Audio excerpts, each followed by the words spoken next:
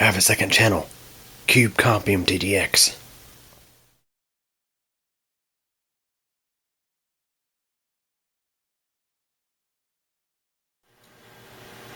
Hey everybody, so this is yet another video on Windows 11. And Windows 11, one of the most critical things about this new operating system is its insanely high system requirements. And I personally think that these insanely high system requirements are going to cause two things. Number one, it's going to cause an e-waste nightmare, because these system requirements are so high. I mean, you think about it. 8th gen Intel Core series CPUs or AMD Ryzen 2000 or better. So we're talking about computers that were made in 2018 onward. Even some computers made in 2018 probably would not qualify. So if you've been watching my videos for a little while now, you probably know I'm very critical of the Windows 11 system requirements. I like to call them here the Microsoft Elite class minimum system requirements for Windows 11, because it's like Microsoft is literally focusing Windows 11 only on the Cadillacs and the Acuras and the Infinities and the Porsches and the BMWs and the Mercedes of computers out there. Whereas the Hondas, the Chevrolets, the Fords, the Toyotas, all those computers, they're disqualified.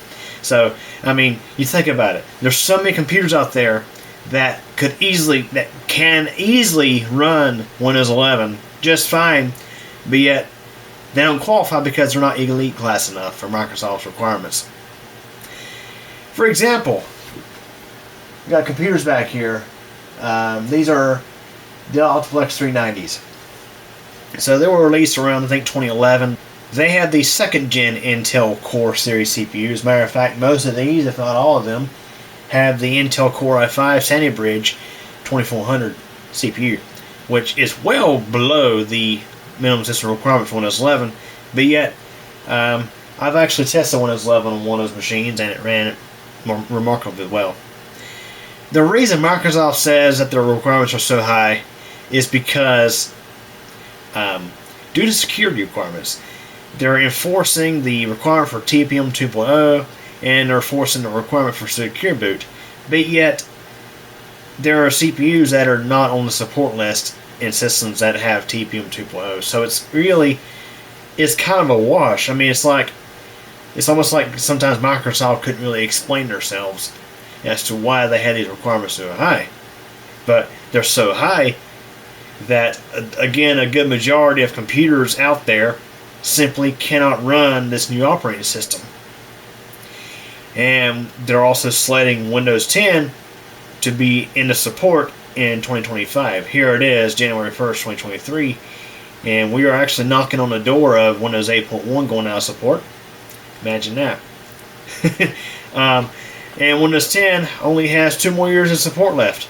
So it's like, okay, all these computers out there that are running Windows 10, come 2025, apparently Microsoft just says, okay, you can either continue to run your Windows 10 computer unsupported, which we do not recommend, or you can go to Best Buy or wherever and buy you a brand new computer with Windows 11 that meets the Microsoft Elite Class minimum system requirements on Windows 11.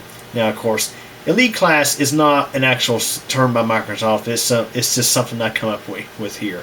Because honestly, you look at these requirements and just how high they are. They're elite class. It's like they're like for the Lexus and they're for the Cadillacs out there of computers. And I'm talking about the new computers, not the old ones. I mean, this what gets me is how I could go to Walmart right now and buy some cheap-end HP laptop with a Celeron in it that would actually meet the elite class system requirements, but yet my mid-tower Lux system with its Ryzen 7 1700X and 32 gigs of RAM does not qualify. But it has Windows 11 anyway, because I did, of course, bypass those requirements. And I don't generally recommend doing that if you're selling computers to, like, if you're refurbishing computers to sell.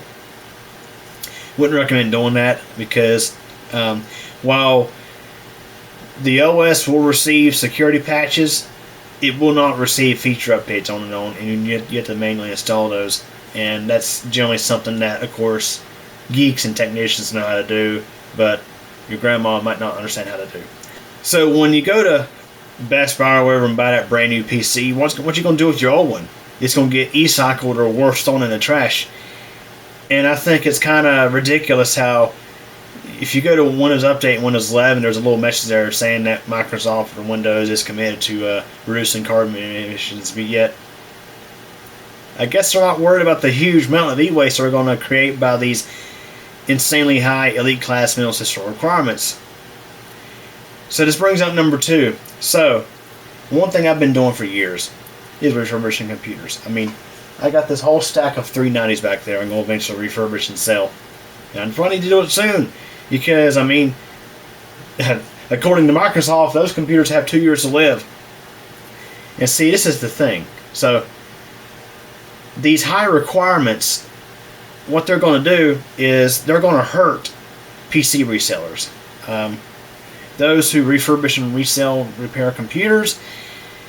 It's going to hurt the small businesses that resell computers, and it's also going to cause a lack of affordability of decent computers. See, the thing is, it's not like the last decade, like 2000, 2010, where there was such a huge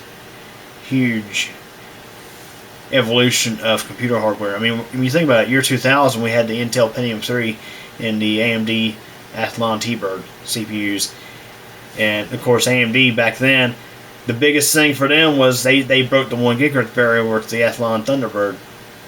But yet, and of course, in 2010, we had, of course, from Intel, the Core i3, i5, and i7 series released by them. And, of course, from AMD had the Phenom 2s. So, you think about it, there was a huge increase in overall performance with hardware that was getting released year after year. Now, to be honest, computer hardware that's of course out nowadays is so much more powerful than stuff that was out in 2010. But that computer that was made in 2010 or 2011 is very likely still going to be able to do a lot of stuff that a new computer could do for someone, like web browsing or basic video editing and stuff like that. I mean, computers that are 10 years old today are far more capable at doing today's stuff than computers that were 10 years old in 2010. So, computers, that people tend to hang on to their computers longer nowadays than they used to, and it's a real shame that Microsoft is doing this little stunt with Windows 11, because, I mean, these computers from 2010, sure, they may need some more RAM, they might need an SSD. I would recommend an SSD, if you weren't going to Windows 11. But they might need a few basic things done to them to make them more capable of running this new OS. But they could run it just fine with maybe a few tweaks here and there. Or let's say a high performance computer that was made in 2011. Let's say we're talking about, you know, AMD FX system, like the 8120. I think that was a 2011 CPU. Let's see, you had it outfitted with 16 gigs of RAM and let's say a 6770 graphics card, something pretty decent in back then.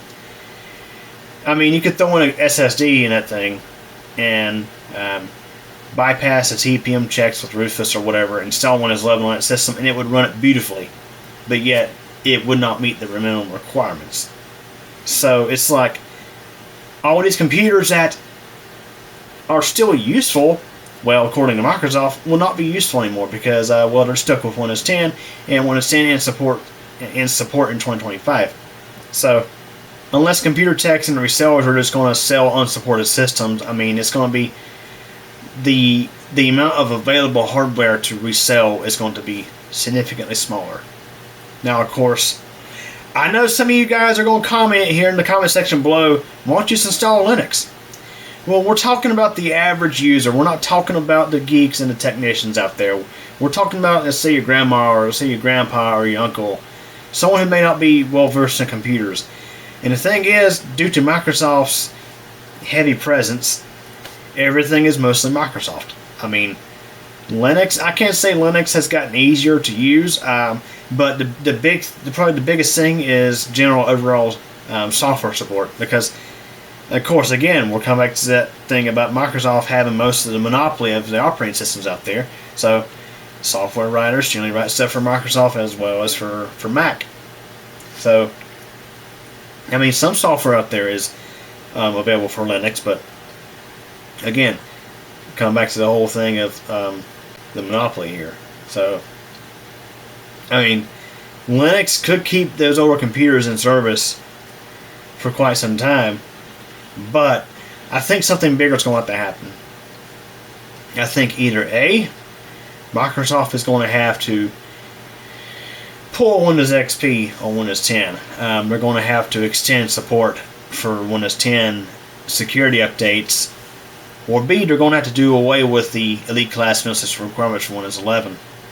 Because the thing is, Windows 11, it will actually run on stuff that is much, much, much older than what the Elite Class Mail System requirements require. And again, Microsoft has said, oh, it's for security, it's for this and that, but it's like, okay, how secure is everything going to be when you have a whole bunch of Windows 10 computers still out there on the internet in 2026? It's not going to be particularly good. So I don't think Microsoft's going to want to have a whole lot of computers out there still running an unsupported OS. So obviously the consumer is going to have the ultimate. I'm going to say that the consumer could have a lot of power in this situation. I mean, because I have a feeling in 2026, I mean, there's going to be a lot of computers still out there running Windows 10, simply because they don't meet the Elite Class Mail System requirements for Windows 11. So either they're going to have to get rid of the Elite Class Mail System requirements for Windows 11 and bring those requirements back down to reality, or they're going to have to extend support for Windows 10. And honestly, by that point, Windows 10 will be 10 years old in 2025. So it's like, okay, maybe they should consider either making a version of Windows 11 that's ready to go on these computers, or just opening up Windows 11 in general to be able to be installed on more computers. I mean, I'm going to be honest with you. Looking back at some of the practices that Microsoft has done over the past decade, it wouldn't surprise me that come soon before the end of service life for Windows 10, they actually relax the Elite Class Mail System requirements for Windows 11 to the point where they're no longer considered Elite Class by someone like me, to where they will be able to where they would allow installation of Windows 11 on a lot more computers without having to use a third-party utility like Rufus to bypass the TPM checks and the CPU checks, all that good stuff. And one of the reasons why I feel like this could happen is because, well, even Microsoft themselves, they provide instructions on how to bypass those requirements, but say, hey, we're not going to provide you feature updates. You have to manually install feature updates. So it's kind of, well, you're on your own. And I think for a computer technician or someone who's well versed in computers, knows how to install Windows and stuff like that, I'd say that's fine. I'd say that's totally fine. Because personally, I don't much care to get nagged to install the next feature upgrade for a version of Windows.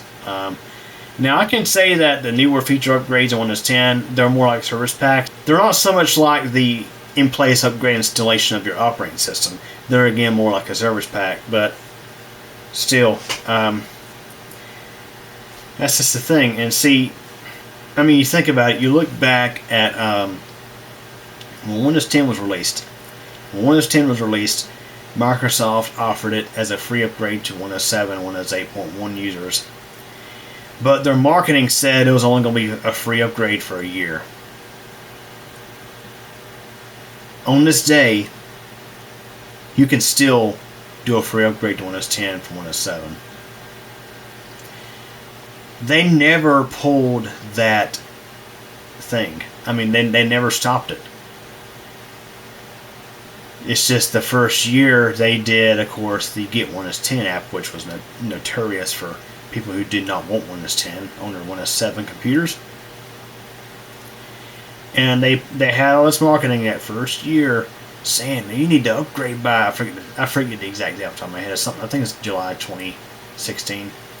So if you don't upgrade by this date, you will no longer be able to receive Windows 10 for free. But in reality, you still could. So it makes me wonder if Microsoft is pulling a similar thing with Windows 11's insanely high requirements. I wonder if it's like a beta tester they're doing. They're just feeling the waters to see how it would pan out if they push insanely high requirements on the new operating system for the under the disguise of security. There's no telling, really, to be honest. It's just kind of a wait and see kind of deal. I mean, again, come 2025, if those requirements are not lifted, and or Windows 10 support is not extended, we're going to have a real mess in our hands, guys. Those in the computer IT field, it's going to be messy, for sure. It's going to be messy because number one, it's going to be an e-waste nightmare, and it's going to be a sad thing too, because there's going to be a lot of computers out there that are still capable. There's going to be a lot of stuff out there that's still well capable, but yet can't effectively run Microsoft Windows anymore with support. And due to this, at least for a good few years, there's not going to be a huge abundance of used hardware to refurbish and resell that will meet the requirements. So something's got to give. Something's definitely got to give here, because I mean those requirements are just it's insane. It's really insane.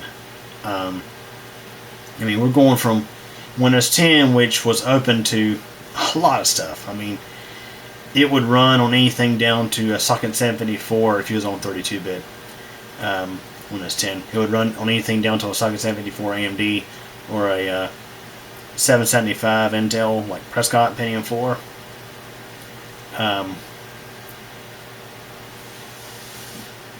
But of course, Windows 11, it could run on anything down to a socket AM2 from AMD, or an Intel Cedar Mill from Intel. But not that I would recommend installing it on a Cedar Mill from Intel, because I mean I do have a video that you could check out. I might be pointing in the wrong direction. I think it's up here. But so yeah, it's just crazy, the huge gap between the elite class Windows system requirements to run Windows 11 and what Windows 11 will actually run on. It's insane, and something's definitely got to give. Otherwise, again, we're going to be dealing with an e-waste nightmare, and it's going to be hard on computer resellers and refurbishers. So anyways, that's my opinions on the matter. Hope y'all enjoyed it. Thanks for watching. Well, everybody, that wraps it up for this video, and I hope you enjoyed it. If you did, please like the video, leave a comment, subscribe to CubeComputer channel, and be sure to tick the bell. That way you get notified of new video posts. Also, I recommend following CubeComputer Company on Facebook. A link is in the video description. In addition to computer tech videos, I have a second channel, CubeCompMTDX. Links are available at the end of this video. Again, I hope you enjoyed this video, and thanks for watching and your support.